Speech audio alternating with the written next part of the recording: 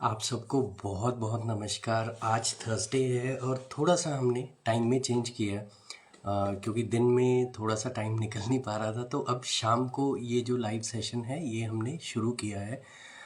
Welcome welcome ma'am, कैसे हैं आप?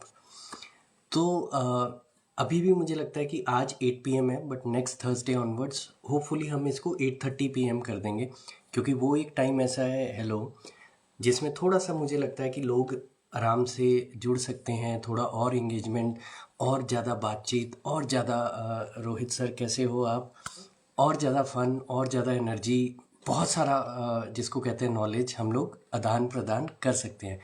तो आज जो टॉपिक है वो ट्रस्ट मी इतना मज़ेदार टॉपिक है। हेलो सर, टॉपिक है सेल्स को लेके। सेल्स वैसे ही बहुत फेवरेट सब्जेक्ट है मेरा, क्योंकि सेल्स एक ऐसी चीज़ है जो बिजनेस में डायरेक्टली रेवेन्यू लेके आता है। सत श्री अकाल सर, फ्रॉम पटियाला, नेड़े ही हूँ फिर तुसी चलो मिलते हैं छेती। तो सेल्स एक ऐसी चीज़ है जो बिजनेस में रेवेन्यू लेके आता है, और ट्रस्ट मी बहुत इम्पॉर्टेंट, बहुत ही क्रूशियल रोल प्ले करता है एक बिजनेस के लिए। आज हमारे जो गेस्ट हैं वो हैं अविनाश इंदवर जी, जो कि सेल्स एंड मार्केटिंग स्ट्रैटेजिस्ट हैं, और बहुत अच्छे इनपुट्स, बहुत सारे सेशंस उन्होंने किए हैं। तो सेल्स पे बहुत सारी क्वेश्चनिंग, बहुत सारी बातचीत होने वाली है। Master the art of selling, क्योंकि कहते हैं जिसको बेचना आ गया ना उसको सब कुछ आ गया। तो आज हम उसी पे बात करेंगे, ऐसी ऐसी स्ट्रैटेजीज जो सेल्स को सर डिजिटल मार्केटिंग ਦਾ ਕੋਰਸ ਹੈ। ਤੁਸੀਂ ਕਦੇ ਵੀ ਜ਼ੀਰਕਪੁਰ ਵੱਲ ਚੱਕਰ ਲੱਗਿਆ ਤਾਂ ਜ਼ਰੂਰ ਵਿਜ਼ਿਟ ਕਰ ਸਕਦੇ ਹੋ। ਐਡਰੈਸ ਤੁਹਾਨੂੰ ਲੋਕੇਸ਼ਨ ਦੇ ਵਿੱਚ ਮਿਲ ਜਾਊਗਾ। Most welcome any time. तो आज जो बात हो रही है वो सेल्स की हम लोग कर रहे हैं, तो स्ट्रैटेजीज ऐसी जो सेल्स क्लोजिंग में हेल्प करे, क्या ऑब्जेक्शंस आता है, हेलो, वो सारी ही बातचीत आज हम करने वाले हैं। तो बाकी कुछ आप अपने बारे में कोई बताना चाहता है तो मोस्ट वेलकम। और हमारे जो मेन गेस्ट हैं जो आज वो हमारे साथ जुड़ ही चुके हैं, तो आई विल ट्राई, मैं इनको इनवाइट करता हूँ, just a second. Sir Patiala तो अजे नहीं है स्टूडेंट्स, लोकल ही है ने। सो अविनाश सर, मैंने आपको रिक्वेस्ट सेंड की है लाइव पे आने की। आई थिंक आपके पास आई नहीं हो। जी सर, डिजिटल मार्केटिंग ਦਾ ਕੋਰਸ ਕਰਾਉਂਦੇ ਆ। ਮੈਂ ਤੁਹਾਨੂੰ ਨਾ ਆਰਾਮ ਦੇ ਵਿੱਚ ਡਿजिटल ਮਾਰਕੀਟਿੰਗ ਦਾ ਜਿਹੜਾ ਕੋਰਸ ਹੈ ਉਹ ਫਿਰ I message you, DM you, details ਆ ਜਾਣਗੀਆਂ। ਤੇ ਤੁਸੀਂ ਆਪਣਾ ਕੰਟੈਕਟ ਨੰਬਰ ਦੇ ਦੇਣਾ, टीम ਦੀ कॉल भी आ जाएगी ਤੁਹਾਨੂੰ। सूरज सर वेलकम। अविनाश सर, आपको एक बार दोबारा रीज्वाइन करना पड़ेगा, मैं आपको रिक्वेस्ट भेज नहीं पा रहा अभी, शायद कुछ इशू आ रहा है। हाँ, मैंने इनविटेशन भेजा हुआ है, जस्ट वेटिंग। तो मैं बात कर रहा था सेल्स में, मार्केटिंग में सही बहुत पकड़ है, और हम बात कर ही रहे थे और सर ने ज्वाइन कर लिया। Welcome sir. अभी विजिबल नहीं है आप, स्क्रीन थोड़ा सा वाइट आ रही है, थोड़ा क्या ज्यादा ही वाइट आ रही है।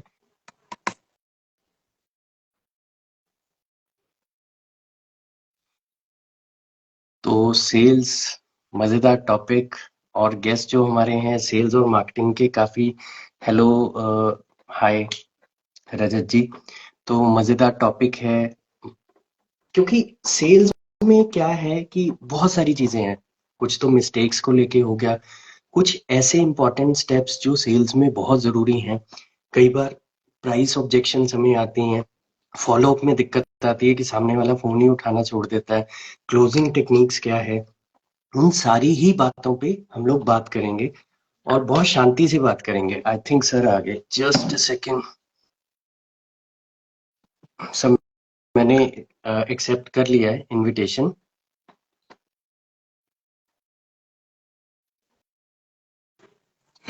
सर नमस्कार, कैसे हैं आप? मैं बहुत अच्छा हूँ। जी जी जी, हाँ। बहुत अच्छा लगा। आपकी आवाज जितनी मीठी थी, जितनी बढ़िया थी, और पर्सनालिटी, मैंने आपकी वीडियोस में तो देखी, लाइव में अभी काफी डायनामिक पर्सनालिटी है, और जो सेल्स की आपकी नॉलेज है वो कुछ एक वीडियोस मैंने देखी। काफी आपने काफी वीडियोस बनाई हुई है वैसे, पहले तो उसके लिए कॉन्ग्रेचुलेशन आपको, क्योंकि आसान नहीं होता वीडियोस बनाना। Rahul sir hello. तो ये डेडिकेशन, ये कमिटमेंट कैसे, मतलब 800 प्लस वीडियोस हैं आपकी? Yes yes, 800 plus. वाह हाय जी राहुल, वाह। Good to see you. And first of all, मुझे इस शो में इनवाइट करने के लिए थैंक यू सो मच, क्योंकि ऑब्वियसली मुझे मैं बहुत पुराने जमाने का तो नहीं हूँ ऑब्वियसली, लेकिन मुझे ये कहना पड़ रहा है कि मुझे मेरे दिन याद आ रहे हैं। मेरे दिन इन द सेंस कि कुछ टाइम पहले, जैसे मैंने आपको थोड़ा सा बताया जी भी था कि मैं खुद एक प्रोग्राम जो है वो होस्ट करता हूँ, पॉडकास्ट करता हूँ, जिसका नाम मैंने रखा है AAA+। बहुत सोचने समझने के बाद, राइट। जी AAA+ stand for attract abundance with Avinash, और मैं कुछ ऐसे करता था कि अट्रैक्ट अबंडेंस विद अविनाश। तो जी जी जी। उसमें मैंने काफी सारे लोगों को इनवाइट करके उनका इंटरव्यू किया है, और जी बहुत ये AAA+ लिख कर क्यों आ रहा है। राहुल तो सर तो बहुत एक्टिव है। बहुत मजेदार सो रहा है मेरा। बहुत सारे गेस्ट को मैंने इनवाइट किया है अलग अलग फील्ड से, और बहुत सारे इंटरव्यूज किए हैं। लेकिन इस बार टेबल के इस साइड बैठ करके बड़ा अच्छा लग रहा है as a guest, and I चलो बहुत बढ़िया would be more sir. Then happy to share my knowledge and experience. Same here sir, मैं भी चाहता हूँ कि जितनी नॉलेज आपसे ले सकूँ उतनी मैं लूँ, क्योंकि टाइम हमारे पास बहुत लिमिटेड होता है, बट कोशिश यही हम्म। है कि ज़्यादा से ज़्यादा लूँ। राहुल सर मेरा ख्याल आपको जानते हैं, उन्होंने AAA+ भी लिखा है। Thank you Rahul sir. और सर बोल रहे हैं इंस्टा में मैसेज। श्योर सर, मैं लाइव के बाद ना मैसेज ज़रूर चेक करूंगा इंस्टा पे। तो सर वापिस आते हैं सबसे पहले अ, आपकी जर्नी, आपकी जुबानी। सबसे पहले मैं जानना चाहता हूँ कि कैसे सेल्स एक ऐसी चीज है ना, जो नो डाउट बहुत ही ल्यूक्रेटिव है, बहुत ही हाई पेइंग है, बहुत ही ग्रोथ ओरिएंटेड है, बट स्टिल लोग ना सेल से भागते हैं क्योंकि करेक्ट। प्रेशर भी है, सारी चीजें हैं, टारगेट्स हैं। तो कैसे फील्ड आपने चुनी? एक्चुअली होता यह है कि जो आपने सुना भी होगा कि हर इंसान जो है अपने साथ एक यूनिक क्वालिटी लेकर के आता है, राइट। बिल्कुल। लेकिन हुआ ये कि बहुत सारे लोगों के साथ होता है, बहुत सारे लोग अग्री भी करेंगे जो भी इसे देख रहे हैं या फिर बाद में देखेंगे, कि जी वो यूनिक क्वालिटी एक्चुअली है क्या वो पता नहीं चलता, जी राइट। तो जी। मुझे भी, मैंने अपना स्कूल खत्म कर लिया, कॉलेज खत्म कर लिया, लेकिन मुझे पता नहीं था कि मैं लाइफ में करूंगा क्या, या वो यूनिक क्वालिटी, वो यूएसपी मेरी है क्या। तो फिर बातों जी बातों में मेरे मेरे दोस्त को, शायद मैं आज बताने वाला हूँ, उसको पता नहीं होगा। तो मैं अपने दोस्त के साथ फोन पे बात कर रहा था। तो फोन को डिस्कनेक्ट करने से पहले मैंने उसको कुछ बोला, और बोलने के बाद फिर फोन डिस्कनेक्ट किया, तो वापस से तुरंत कॉल आ गया उसका। और ओके। उसने ये कहने के लिए कॉल किया था कि यार तू बोलता बड़ा अच्छा है, ठीक है। हम्म। ये चीज़ तो तो मैंने भी हाँ, आपकी फ़ोन पे ना आवाज़ बहुत सूदिंग है। बहुत, जिसको कहते हैं ना, इनर पीस मिल रहा था बात करके। तो वही चीज है कि दोस्त ने बोला कि बोलता बड़ा अच्छा है। तो मैंने कुछ बहुत ज्यादा सीरियसली नहीं लिया, लेकिन वो एक चीज थी जो मैं कह सकता हूँ कि शायद टर्निंग ट्रैक बनी मेरी। और उसके बाद फिर हुआ ये कि अपना ग्रेजुएशन कंप्लीट करने के बाद, इनफैक्ट एजुकेशन भी मैंने थोड़ी सी हिचकोले खाते हुए किया। जैसे कि मैंने 10th पास करने के बाद मैंने जॉब किया एक ऑफिस में, ओके। और जी। एक साल के गैप के बाद मैंने 11 ज्वाइन किया, मीन्स 11 12। फिर 12th के बाद फिर से एक साल का गैप, और उस एक साल के गैप में फिर से मैंने जॉब किया। ओके। जी। और उसके बाद फिर जब मैंने ग्रेजुएशन किया, ग्रेजुएशन के बाद फिर से एक साल का जॉब और गैप, दोनों साथ में। और ये सारी चीजें लगातार होती चली जा रही थी। उसके बाद फिर हुँ। फाइनली मुझे समझ में आया कि मुझे, मेरा इंटरेस्ट जग गया कि मुझे आरजे बनना चाहिए। RJ, okay. राइट। तो वो इसलिए क्योंकि मुझे समझ में आया कि यार मुझे इसके अलावा तो कुछ आता है नहीं। मैं अपने बारे में ये सोच रहा था कि इसके अलावा तो मेरे को कुछ आता है नहीं, तो मैं जी। आरजे बन जाता हूँ। और आरजे में जो अपनी आवाज है, वही आवाज से ही काम चलेगा अपना। लेकिन जी। हुआ ये कि मैंने ट्राई किया, लेकिन वैसा हो नहीं पाया। वो इसलिए क्योंकि कुदरत को कुछ और मंजूर था कि मैं किसी और बेटर वे में सर्व करूँ अपनी सोसाइटी को, अपनी कंट्री को, राइट। तो जी। फिर उसके बाद फिर मैं एक्चुअली इंश्योरेंस में चला गया।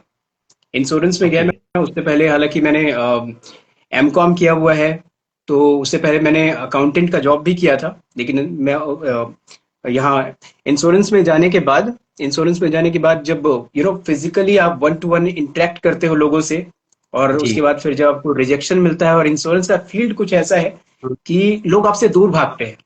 लोग आपसे दूर जी। भागते हैं, आपको टाइम नहीं देना चाहते, आपसे झूठ बोलते हैं, या फिर घर वालों से झूठ बुलवाते हैं इनफैक्ट बहुत सारा आई मीन बहुत पेशेंस वाला जॉब है वो इसलिए क्योंकि अगर अगर आपको रिजेक्शन झेलना नहीं आता तो आप टिक नहीं पाओगे उस इंडस्ट्री में। उसके बिल्कुल। बाद फिर मैं अपने ऑफिस में यंगेस्ट मतलब एजेंट कह लो आप या फिर एसोसिएट कह लो, वहां पे था। और 1 साल के अंदर में मुझे 3 बार अवार्ड भी मिला बेस्ट परफॉर्मर का। हम्म। गुड। तो थैंक यू।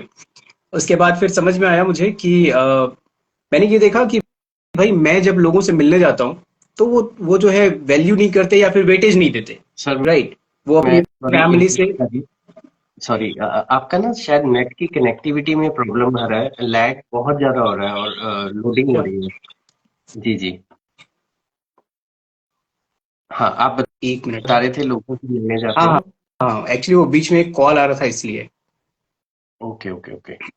जी हालांकि मैंने डीएनडी एक्टिवेट कर रखा है तो कोई टेंशन वाली बात नहीं है। हाँ। जी।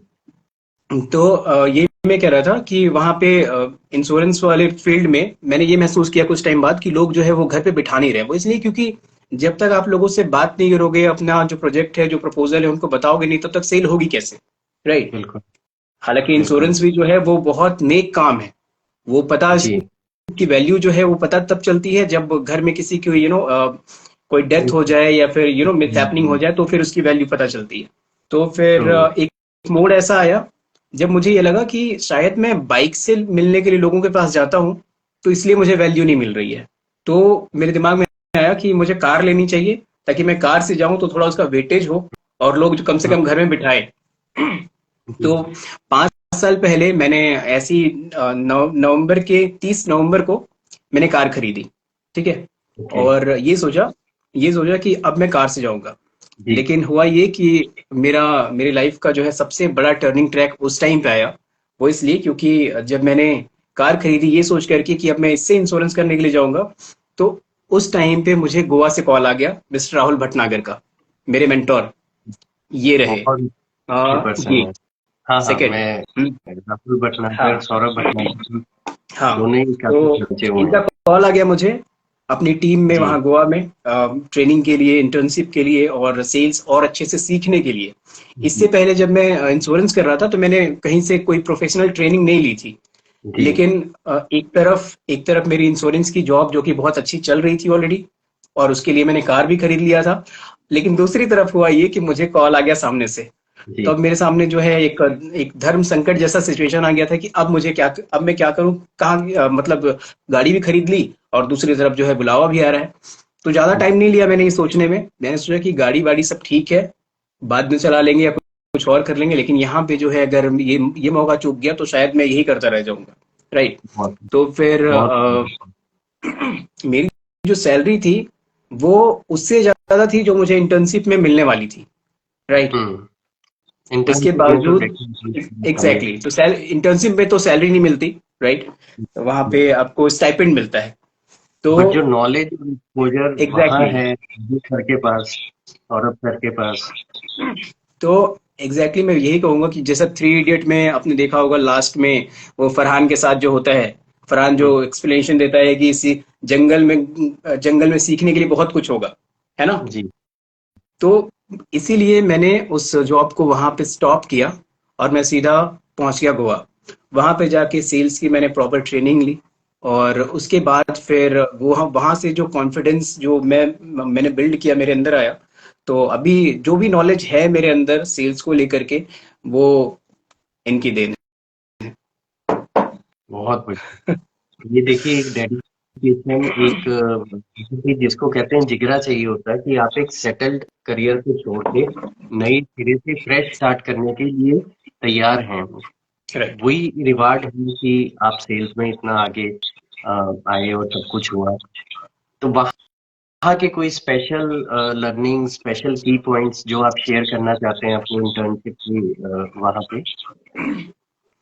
सबसे पहले तो ये कि जब आप एक ऐसे माहौल में रहते हो जहाँ पे सारे के सारे ग्रोथ माइंडसेट वाले हैं, ठीक, तो जी। आपकी ग्रोथ जो है वो ऑलरेडी ऐसी ही होने लग जाती है।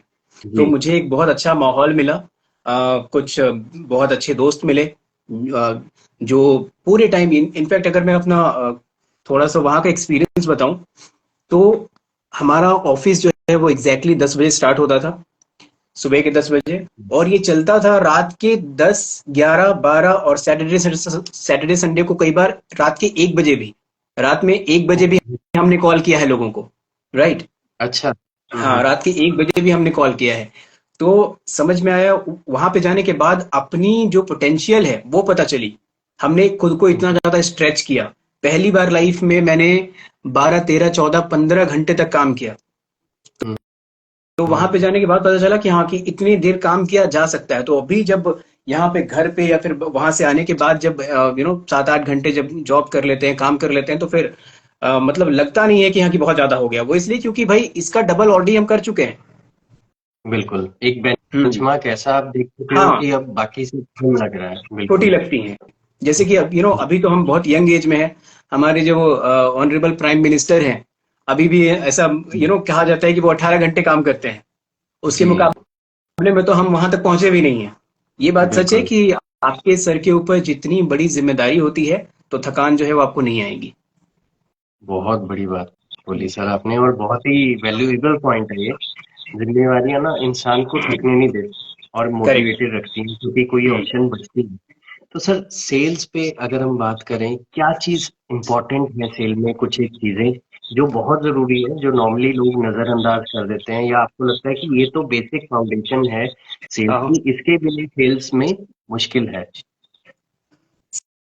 सेल्स में वैसे तो सारी चीजें इंपॉर्टेंट है, लेकिन अगर मैं कुछ स्पेसिफिक पॉइंट्स की बात करूं, तो जी, अंडरस्टैंडिंग कस्टमर नीड्स। आप जी, अगर कुछ भी बेचने के लिए निकले हो, तो आपको ये पता होना बहुत जरूरी है कि मैं जो बेच रहा हूँ उसकी डिमांड मार्केट में है भी या नहीं, जी। राइट। तो ये एक बहुत इंपॉर्टेंट फैक्टर है। आपको ये और ये पता तभी चलता है जब आप मार्केट में उतरते हो, राइट। सर, हाँ। आपका ना नेट अभी भी प्रॉब्लम दे रहा है, वो आवाज थोड़ी लैग कर रही है। मीन टाइम एक कमेंट आया, मैं वो भी पढ़ दूं। संदीप सर का, life and sale without creativity both are field, if you are enjoy then enjoy. Sir भी सही कह रहे हैं, क्रिएटिविटी के बिना हम्म। सेल मुश्किल है। जी sir, please continue. Yes, actually हमने अपने वहाँ ऑफिस में जब हम साथ में थे, जी, तो क्रिएटिविटी पता नहीं यहाँ पे बोलना सही होगा कि नहीं, लेकिन मैं एक छोटी सी क्रिएटिविटी बता देता हूँ मैं। जी, मुझे लगता है कि सिर्फ हमें as a means as a team member मैं बात कर रहा हूँ, कि मुझे लगता था कि मैं बहुत ज्यादा लकी हूँ, और आज तक महसूस करता हूँ मैं कि राहुल सर के अंडर में मुझे सीखने का मौका मिला। लेकिन कुछ कुछ चीजें हैं जो शायद उनको भी नहीं पता है, वो आज मैं ऑन कैमरा में बोल देता हूँ। जी, होता ये था कि कई बार ऐसा मौका आता था जब सामने वाला जो है वो कन्विंस नहीं होता था, राइट। जी। हम जो है एक तो अच्छी बात ये भी थी कि हम जो है पूरे इंडिया से कोई कोई कोलकाता से था, तो कोई साउथ इंडिया से था, कोई नॉर्थ इंडिया से 4-5 लोग थे, उसके अलावा इधर गुजरात से, महाराष्ट्र से। तो सारी रीजनल लैंग्वेज वाले जो है वो हमारे पास थे। अगर कोई किसी ओके। को प्रॉब्लम है किसी लैंग्वेज में, तो जिस जिस भाषा में, जिस लैंग्वेज में वो कंफर्टेबल है, हम उससे बात करा देते थे, राइट। जी, तो उसके अलावा होता यह था कि अगर कोई सेल जो है वो क्लोज नहीं कर पा रहा है किसी वजह से, तो जी। फिर हम आपस में ही क्या करते थे, हम ये कहते थे कि हमारे फाइनेंस डिपार्टमेंट के जो हेड हैं, मैं आपकी बात उससे कराता हूँ, राइट। ओके। और ऐसा ऐसा उसमें कोई नहीं होता था एक्चुअली, ठीक है। जी, लेकिन फोन ट्रांसफर होता था फाइनेंस डिपार्टमेंट के हेड के पास, और उसके बाद फिर वो सेल जो है क्लोज हो जाती थी, राइट। तो ये जी, हमारी क्रिएटिविटी का पार्ट था जो हम करते थे। जी। हम्म। नहीं, काफी क्योंकि हाँ, यूनिक तरीके है, बिल्कुल। हाँ। उसके अलावा आपको जिन चीजों के बारे में आपने जो सवाल पूछा है कि क्या इंपॉर्टेंट है, तो उसमें रैपो जो है वो बिल्ड करना बहुत ज्यादा इंपॉर्टेंट होता है, और साथ में ट्रस्ट भी। तो जैसे कि अभी मैंने जी, जो एग्जांपल दिया कि फाइनेंस डिपार्टमेंट के हेड से बात करना है, तो सिर्फ ये एक लाइन में खत्म नहीं होता था। अब फाइनेंस डिपार्टमेंट के हेड से अगर बोला गया है, तो उसके बाद फिर जिससे आप बात करने वाले हो वो है क्या, उसकी वैल्यू क्या है कंपनी में, वो कितने बड़े हैं, आप मीन्स वो हाइप बनाया जाता था, राइट। वो हम्म, रैपो रैपो बिल्ड किया जाता था, वो फाउंडेशन तैयार किया जाता था। उसके बाद फिर कॉल जो है वो ट्रांसफर की जाती थी। तो जी, फिर सामने वाले को लगता था कि पता नहीं मैं कितने बड़े इंसान से बात कर रहा हूँ। और जी, उसके बाद फिर ये जो सेल है वो क्लोज हो इजीली क्लोज हो जाती थी। उसके अलावा ऑब्वियसली आपकी जो कम्युनिकेशन है वो बहुत ज्यादा मैटर करती है। और जी कम्युनिकेशन की वजह से ही मैंने इस फील्ड को चुना और आज तक मैं इसी पे काम कर रहा हूँ।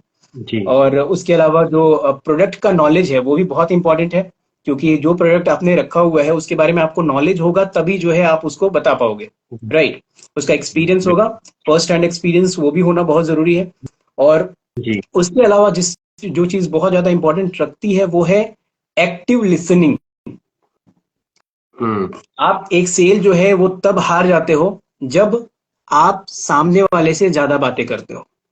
सामने वाला जो कस्टमर है, जो क्लाइंट है, वो उससे ज्यादा जो है, मीन्स अगर फ्रीक्वेंसी की बात करें, रेशियो की बात करें, अगर आप उससे ज्यादा बोल रहे हो, इसका मतलब ये है कि आप उससे वो सेल जो है आप लूज कर जाओगे। सेल आपकी बिल्कुल तब क्लोज होती है जब सामने वाला आपसे आपसे ज्यादा बातें करे, ज्यादा सवाल पूछे, अपनी क्वेरीज वगैरह, और आप सुन करके और बहुत कम कम शब्दों में उसको आंसर करो। ट्रू उसके अलावा फिर कुछ और फैक्टर्स की बात करूं तो वो है हैंडलिंग ऑब्जेक्शन। ऑब्जेक्शन को हैंडल जी करना वो भी जो है आना बहुत जरूरी है, और ये सारी चीजें जो है वो इनबिल्ट कहीं नहीं होती। ये सारी चीजें जो है स्किल है, ये सीखी जाती है। ट्रू ठीक है। ट्रू क्लोजिंग ट्रू टेक्निक है, बिल्कुल फिर फॉलोअप है। फॉलोअप के बारे में ऐसा कहा जाता है कि एक सेल जो है वो 7 या 8 फॉलोअप के बाद क्लोज होती है। तो जी अगर आपने सामने वाले को कॉल किया है, उसने नहीं उठाया फोन, या किसी भी वजह से बात नहीं हो पाई, तो वहां पे आपको अपना फॉलोअप जो है वो रोकना नहीं है। और फॉलोअप का मतलब ये नहीं कि आप फोन कर करके पूछो कि सर आपने अभी तक ये प्रोडक्ट हमारा लिया क्यों नहीं। सिर्फ ये फॉलोअप नहीं है। मेरा फॉलोअप कैसा होता था कि अगर आप स्पेशली ऑनलाइन सेल्स में हो तो अगर आप व्हाट्सएप पे सामने वाले ने आपका नंबर फीड करके रखा है, तो वो बहुत ज्यादा जी आपके लिए एक प्लस पॉइंट है। वो इसलिए क्योंकि जब व्हाट्सएप पे नंबर फीड करके रखेगा, तो जो भी वो स्टेटस डालेगा वो आपको दिखाई देगा।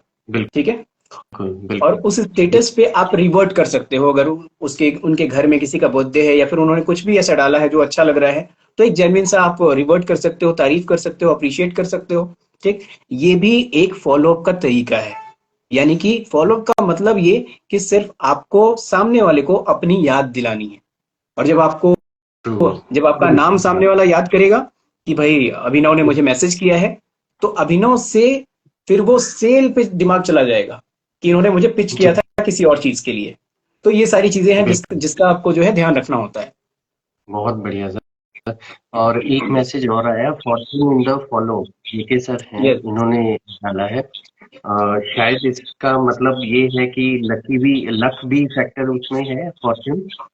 एग्जैक्टली। लक फैक्टर जो है वो, सी, लक जो है वो होता क्या है, 99% आपकी मेहनत होती है और जी 1% लक होता है। सिर्फ 1%। बिल्कुल राइट। बिल्कुल जी अभी अभी जो वर्ल्ड कप में जो इंडिया ने जीता है, जी T20 वर्ल्ड जी कप, वहां पे अगर मैं ये जो लाइन लिखी है इन्होंने, फॉर्च्यून इन द फॉलोअप, मैं उसकी बात करूं तो जी मैं लक की बात कर रहा हूं यहाँ पे। जी तो जी मैच हम ऑलमोस्ट हारने वाले थे। हम्म राइट।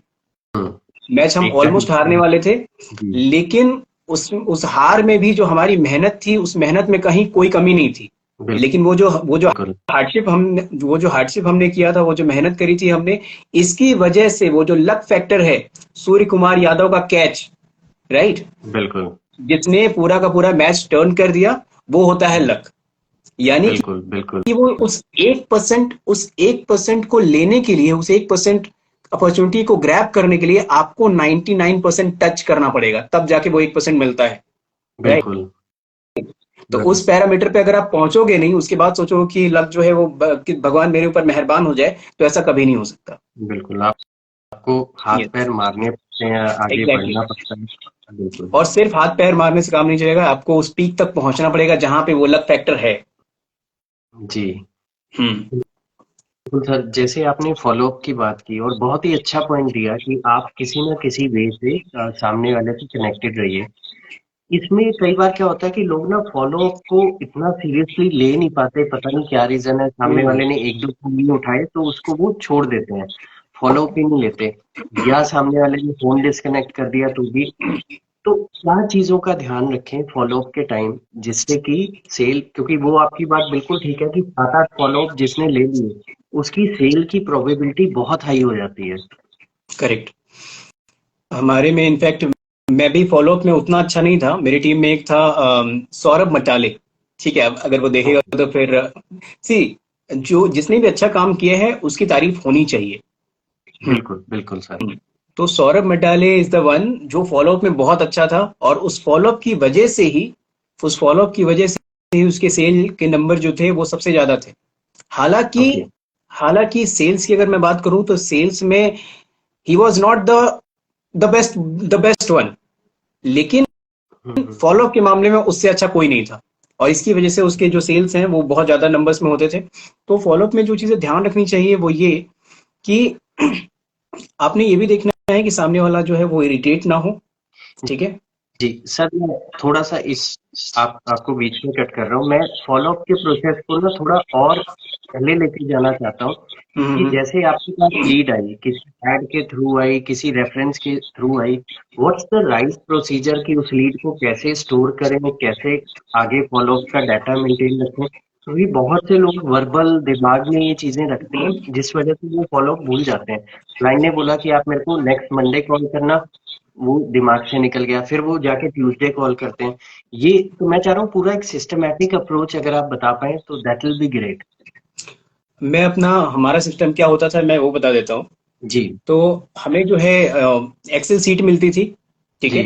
एक्सेल सीट मिलती थी जिसमें उनका mobile number, name and email ID, ये तीनों चीजें होती थी। ठीक है। जी। उसके बाद जी। फिर हम उनको कॉल करते थे फर्स्ट जी। स्टेप में कॉल करने के बाद उनसे एग्जैक्टली exactly क्या बात हुई है ये हम उनके नाम के सामने लिख देते थे सारी चीजें। ठीक है। हमारा हाथ जो है वो फोन पे भी होता था, या फिर कई बार जो है हम अगर सामने कोई सिस्टम पे अगर हम नहीं बैठे हैं, अगर हम फोन पे हैं तो हमारे हाथ में पेन और पेपर हमेशा होता था कि हम एग्जैक्टली exactly क्या बात कर रहे हैं, वो सारी बातें, वो सारे इंपॉर्टेंट पॉइंट्स हम नोट करते हैं।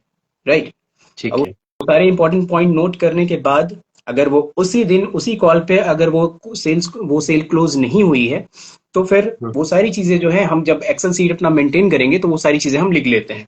ठीक है। ये फोन जी। पे भी हो जाता है, उसके लिए सिस्टम की जरूरत नहीं है। ओके। फोन पे ही आपने लिख दिया। उसके बाद इसका सबसे बड़ा फायदा ये होता है कि अगर जब नेक्स्ट टाइम उनको कॉल करना है और अगर मान लो आप एब्सेंट हो, आपकी जगह पे कोई और सेल्स पर्सन आता है और उसको वहां से टेक ऑफ करना है। ठीक है। उसको वहां से मतलब आगे करना है, आई मीन उसको सामने वाले को कॉल करना है और उससे बात करना है। तो जब नेक्स्ट टाइम उसको कॉल जाएगा और उससे आप दोबारा पूछ नहीं सकते वो सेम बातें जो उसने पहले आपको बताई हैं। जी। और अगर जी। आपने पूछ दिया तो होगा ये कि उसका टाइम वेस्ट होगा, और दूसरी चीज ये कि उसको ये भी दिमाग में जाएगा कि भाई आपको शायद याद ना हो कि आपकी उससे बात हुई है या क्या बात हुई है, लेकिन उसको तो याद है। राइट। क्लाइंट को बिल्कुल क्लाइंट को बिल्कुल। याद है।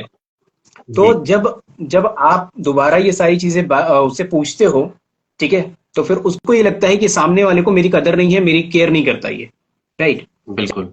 चाहे आप किसी के सामने अपना कोई प्रपोजल रख रहे हो या नहीं, लेकिन हर किसी को अच्छा लगता है कि आप उनकी केयर करो।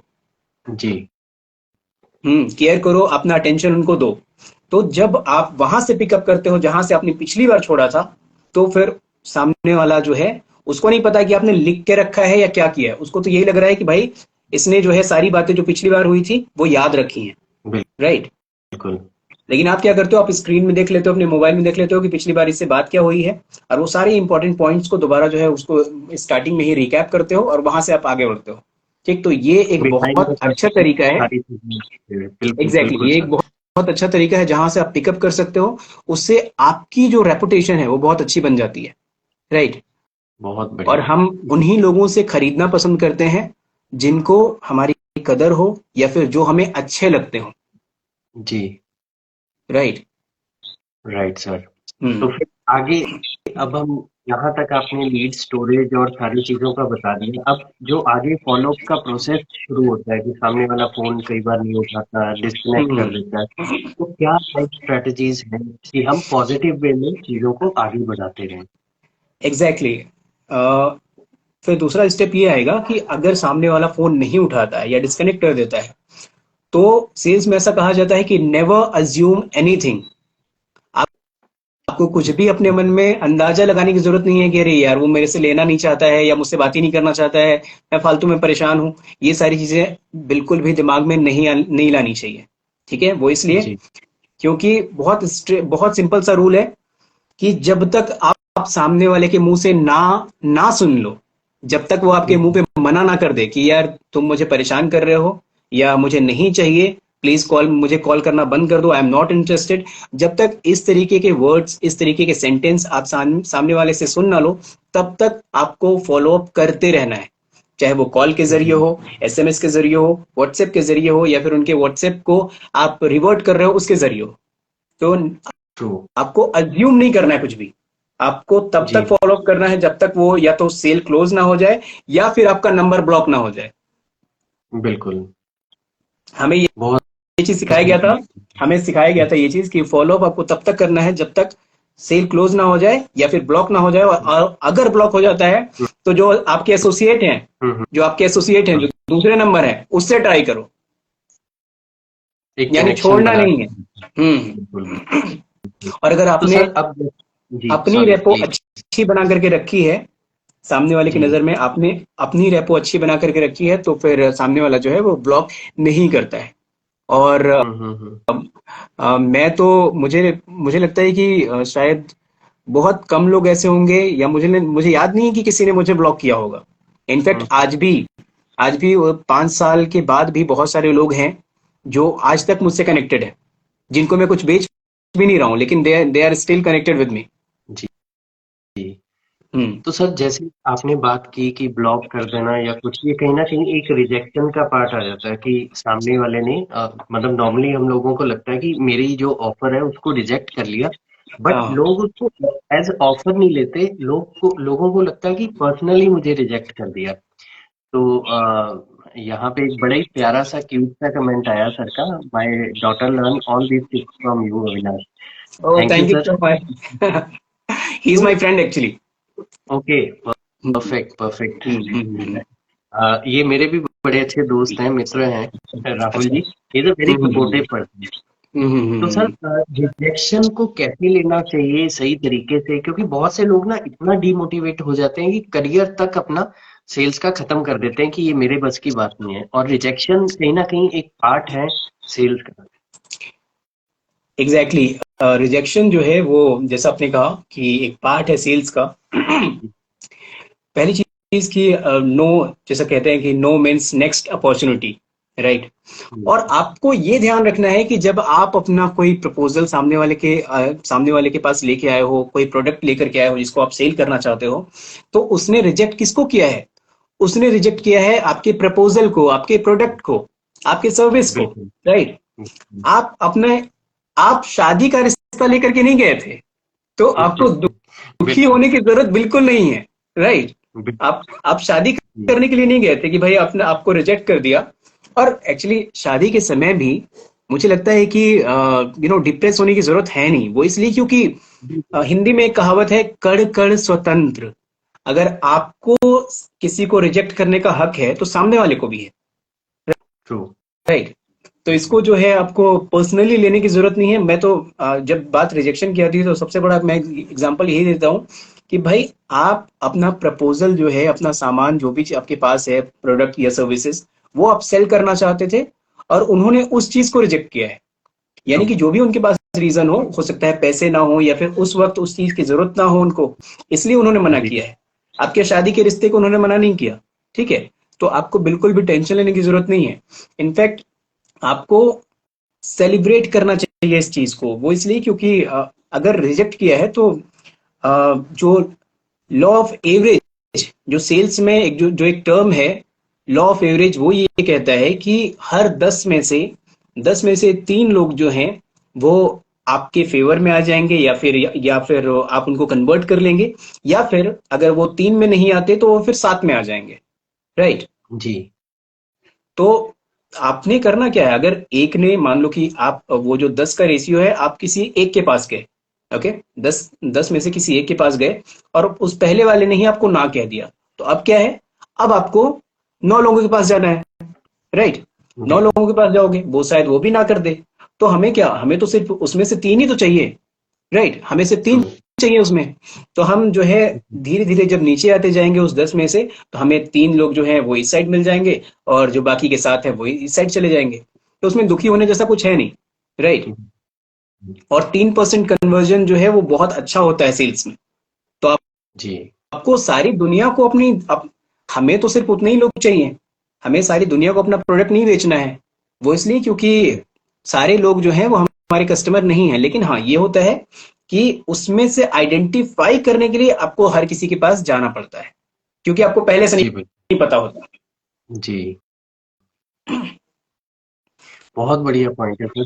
और टाइम भी बहुत तेजी से जा रहा है, मैं चाह रहा हूँ जितनी इंफॉर्मेशन जितनी नॉलेज आपसे ले सके वो जरूर लूँ।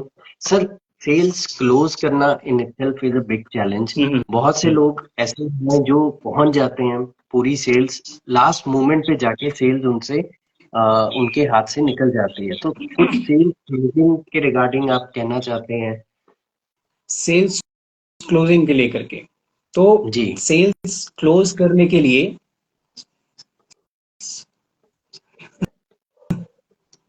थैंक यू राहुल भाई। राहुल ने बहुत अच्छा सा मैसेज किया है, मैं भी देख पा रहा हूँ। जी मैं मैं डेफिनेटली इस पे एक्शन जरूर लूंगा, पक्का। तो सेल्स क्लोजिंग की अगर मैं बात करूं, तो कुछ जी चीजों का ध्यान रखना पड़ता है, जैसे कि